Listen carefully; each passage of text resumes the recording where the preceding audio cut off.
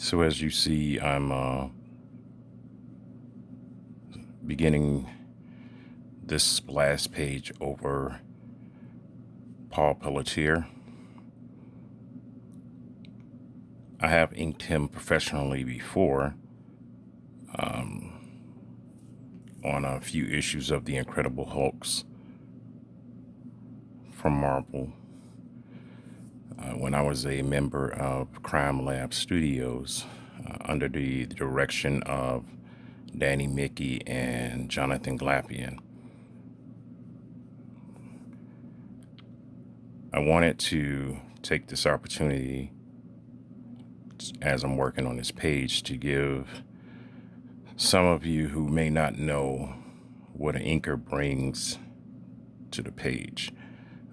An inker's job is basically to embellish upon the lines that have already been established by the penciler.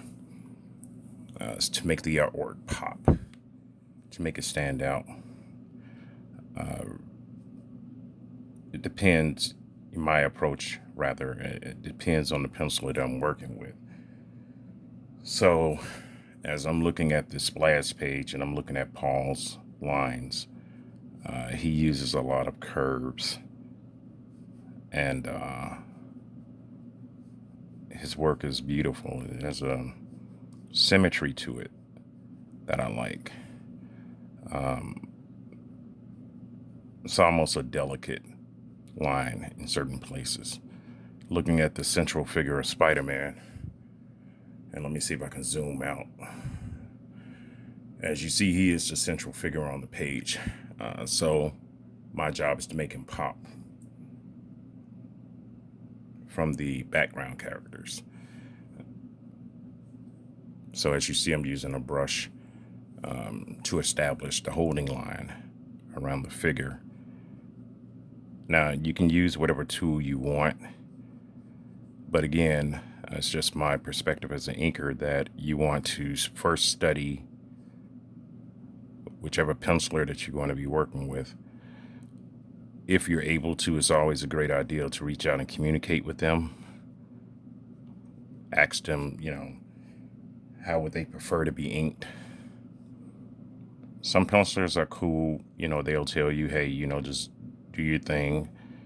But that comes when the penciler has confidence in your work. If you're working with someone for the first time, I would highly recommend that you reach out, ask him or her, any questions regarding how would they like their lines to be handled. Because I want to make sure that this looks as good as I can get it, I'm not going to rush it. I am going to take my time, so the videos will be done in a series. You want to make sure that when you're doing the contour lines, you always have an opportunity to go back and beef your lines up. Okay, it's always a good rule of thumb to periodically step back from the page just to ensure that whatever you want to stand out does that job. If it doesn't, then you want to go back in with your brush or your nib. You want to add a finesse to that line to make it pop. Now, looking at Spider-Man's costume, he has a lot of webbing on there. What I tend to use for the interior area are tech pens. So I'll use a pen like this, okay, with a very refined nib. This is a repeatograph. So repeatographs come in different sizes. You want to make sure that whatever line you use doesn't detract from your holding lines. In other words, you want to draw it in a way that it makes sense, because the webbing is a part of his costume. So you want to make sure that when you do those lines that it does not overpower anything that you already have established.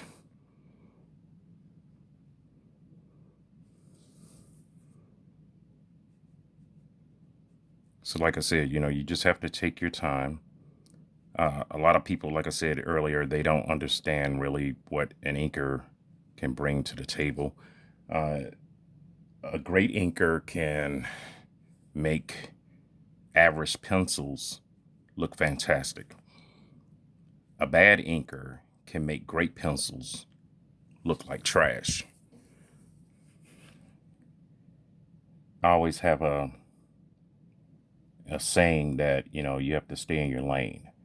And what I mean is not necessarily, don't hesitate to push yourself to see as an inker, who you're comfortable working with. But it's always helpful to know your limitations too. Some people just don't look good together, and that's okay. You know, um, my ideology behind being a professional inker is that you want to try to be as versatile as you can, because versatility equals more opportunities, and more opportunities equals more money that you could potentially make. So it's always a good idea to practice your lines over as many different pencilers as you can. And as with anything else in life, the first time you don't succeed, you have to continue to try. It took me many years to develop my skill set. With any form of art, there's always the opportunity to learn. You never really stop learning. So I never allow myself to get comfortable enough to believe that, I've arrived. I can always look back at some of my work, and I can always find something wrong with it. I can always find an area where I could have improved upon that. So I try to keep that mindset going into anything further that I'm working on. Like I said, it takes a lot of time. It takes practice. You're not going to master any of this within a matter of days or months. You're going to learn, and you're going to apply everything that you learned on each page that you do. That takes time. And you have to value and respect the craft of inking, because it definitely brings a lot to the finished product. There are some that may disagree with that, but I tend to look at myself as being one of the old school inkers, because there's a lot of tools that you can use. So I'm not going to say one tool is better than the other. You have some inkers who are traditional. They use brushes. They use nibs and digital. They use different platforms to ink with, such as Photoshop or Clip Studio. You can use whatever you want as long as it produces the desired result that you want to see in your work. And like I said, it takes time. You have to be patient with yourself. A bad habit that I had when I first began my pursuit to be a professional was that I would compare myself to other inkers. And of course, when you compare yourself to a working professional inker, you are going to come up lacking. So I had to learn that you have to develop your own style. You have to be comfortable with your own style, And I always try to encourage newer inkers of that. Find your own voice. That's what makes comics unique, in the sense that you don't want to be a clone of someone.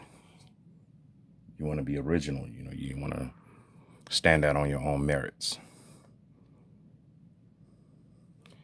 Like I said, a lot of people don't really understand inking. Some people may feel like you really don't bring anything special to the work. I beg to differ. There's a lot of great inkers in the industry. In my opinion, I feel that inking doesn't get nearly as much respect as it should. It is very time consuming. But, you know, a big part of our job is to make sure that we make the penciler look as good as we can. When you consider art teams as an example of Jim Lee and Scott Williams, Jim Lee is a phenomenal penciler. He's been doing this for many, many years. His work is instantly recognizable. However, I will say that his work is only accentuated by the lines of Scott Williams. Scott Williams, in my opinion, is one of the greatest inkers to ever do it.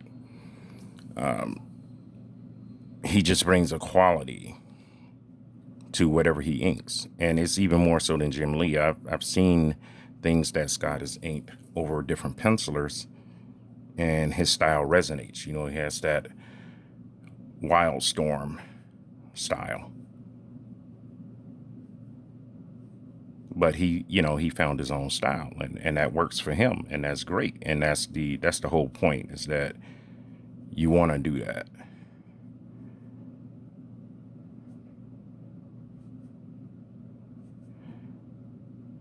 As you see with the lines that I'm throwing with this brush, I was taught to use a brush by my mentor, Don Perlin, who was, when I met him at the time, it was many years ago, he had been the art director for both Marvel and Valiant Comics.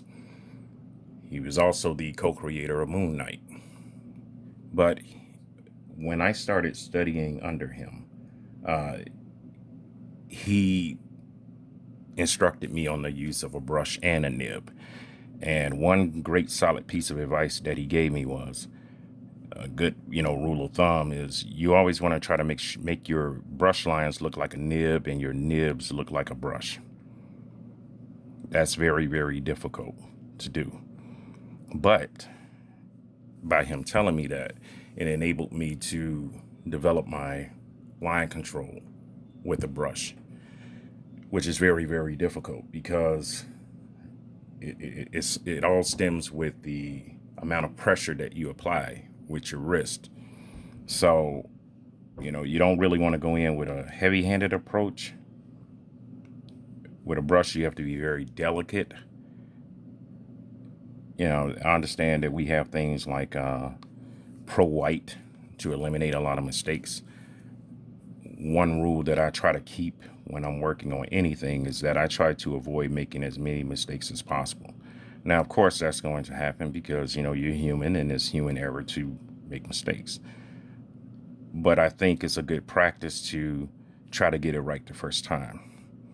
If you start thinking that way, then you're going to find yourself not making as many mistakes as you probably normally would, because you're going to take your time, because you want to ensure that the line comes out as best as you can have it.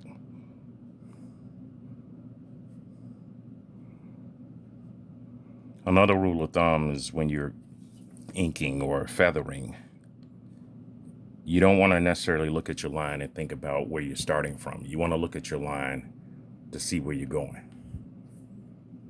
Okay? So, looking at this line right here, I started at this point. I'm ending up here. So it's all one motion. You don't want to hesitate, because your line is going to look jagged. So you want one sweeping motion. Let me load it up again so you can understand what I'm saying. So I'm going to extend this line down just a little bit.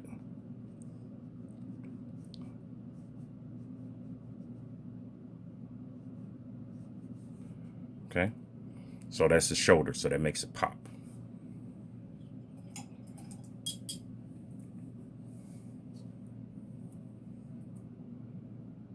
Now, if you're looking at this page, there's a lot of opportunities for texture. Okay. You can look at the Sandman back here.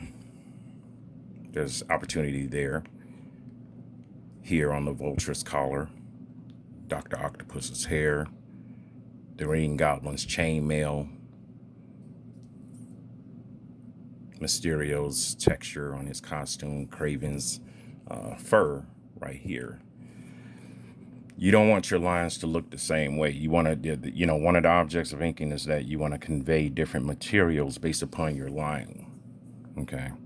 So comics is funny in the sense that, as an inker, you have to try to convey that. And the only way I can really describe it in a manner in which you may understand is that when you look at some finished artwork, certain things look like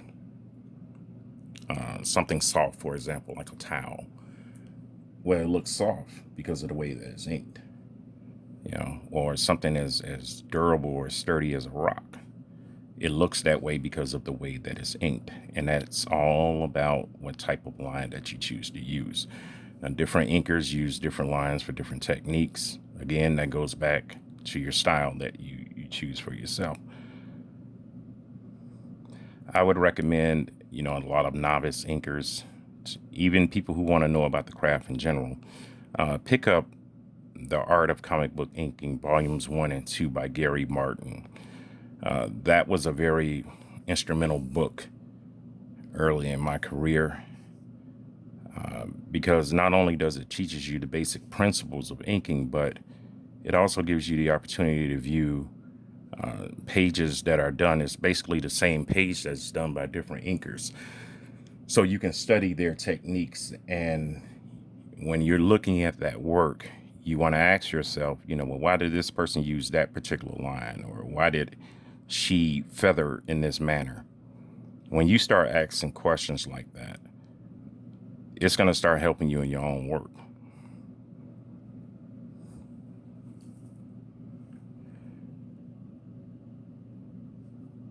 Pretty soon, you'll start to develop the talent. You'll start to refine your talent,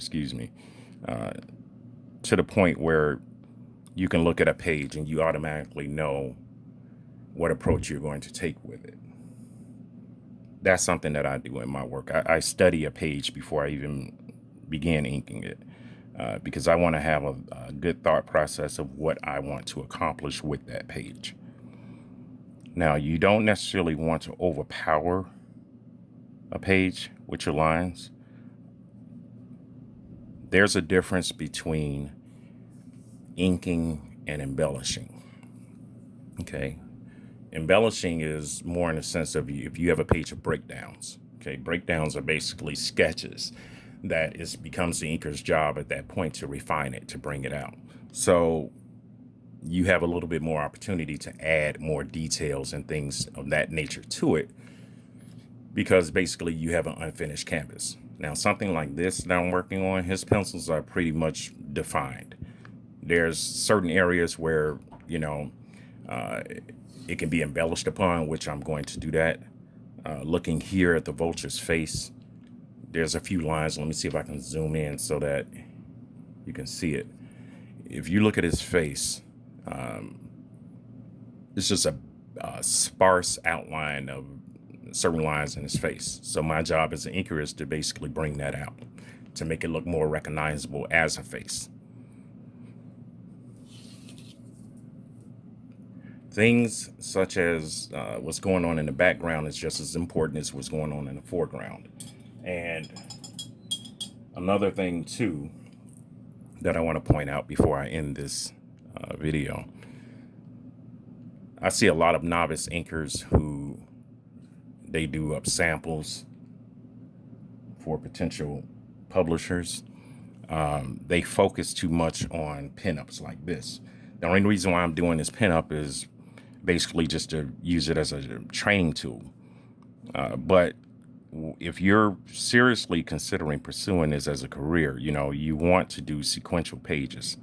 And sequential pages are storytelling pages. So you want to try to cover as much ground as you can with your pages.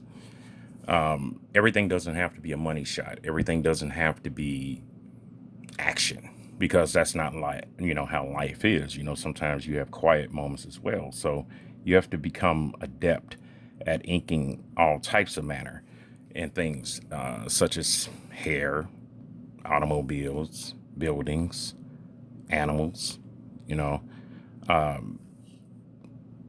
Take your time, but add that stuff to your portfolio, because you have to be able to ink those things. There's not really I don't think there's any comic books that's on the market where every page is a pinup. I think the only time that I've seen something like that was back in the early 90s from DC with the death of Superman. That's the only time that I've seen something like that done. The only reason why it was done because it was a storytelling tool that was used to convey the urgency and the suspense that was building from the storyline between Superman and Doomsday. Normally, you're not going to see anything like that. So that's why it's beneficial to you to learn how to ink quiet pages. Another rule that I want to speak on real quick is regarding inking faces. Now, I'm like zipping through this pretty quickly with this outline because it's just an outline. When it comes to faces, you have to be very, very careful. Faces and hands. Okay. There are some pencilers who are sticklers for that, and that's their right. You have to respect that. And you don't want to get it wrong. If you have a good form of communication with your penciler, if you have any doubts about things, it's always a good idea to reach out and ask questions. There's nothing wrong with asking questions. That's how you learn. And you can go into a job being better prepared. Don't ever go into a job thinking that, you know everything, because you don't, especially when you're working with someone that you've never worked with before. It's always a good approach to ask questions.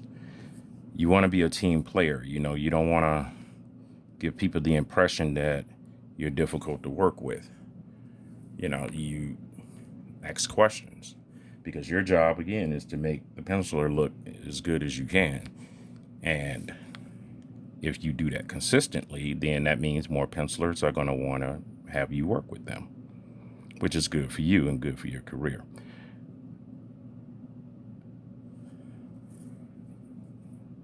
Inking is misunderstood a lot by, the casual fan. My way of looking at it is that the artwork that you see in a comic book or at a convention, if it's a finished page, and when I say finished, I mean it's fully inked. Whether that artwork was inked by the penciler, him or herself, or whether it was inked by another individual, the point is they inked it. So looking at this page, you see what the pencils look like, but you see what's coming out of it, what I'm drawing out of it as an inker. So hopefully this will help you better understand what an inker brings to the table. It's a very valuable craft in comics. They used to do it back in the old times, the old days. They used to do it because it made the artwork easier to print. I don't necessarily think it's still around because, of nostalgia. I think it's around because most people realize the value that it brings to a page of artwork. I remember going to a lot of conventions early in my life and looking at actual inked pages, and it just used to blow me away. It still does. There's nothing like looking at a finished piece of work, something that you can be proud to own and hang up in your house and you can appreciate because it is art. Thank you.